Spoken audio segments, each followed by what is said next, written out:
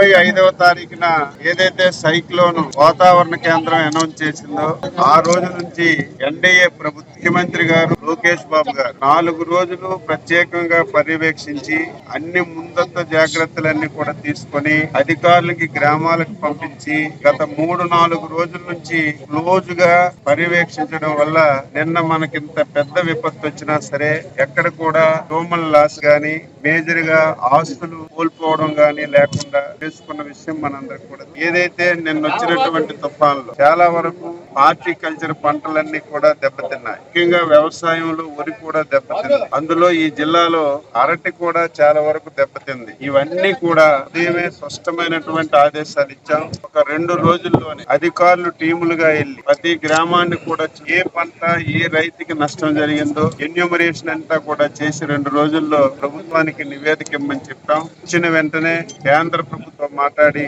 నష్టపోయినటువంటి రైతులందరికీ కూడా ప్రభుత్వం ఆదుకునే కార్యక్రమం చేస్తుంది. అదేవిధంగా గత 3 రోజులుగా ఎవరైతే ఊరి గుడిసెల్లో ఉన్నారో, ఎవరైతే నాణ్యత లేనటువంటి భవనాల్లో ఉన్నారో వాళ్ళందరికీ కూడా జిల్లా నుంచి ఒక 10,000 కుటుంబాలని ఈ రోజు కేంద్రాలకు తీసుకొచ్చాం. తీసుకురావడమే కాదు, వారికి మంచి భోజనం గాని వసతి గాని ఏర్పాటు చేశాం. వాళ్ళు మళ్ళీ ఇంటికి వెళ్లే సమయానికి ఒక్కొక్కరికి 3,000 రూపాయలు చొప్పున పరిహారం కూడా ఇవ్వమని చెప్పి ఆదేశాలు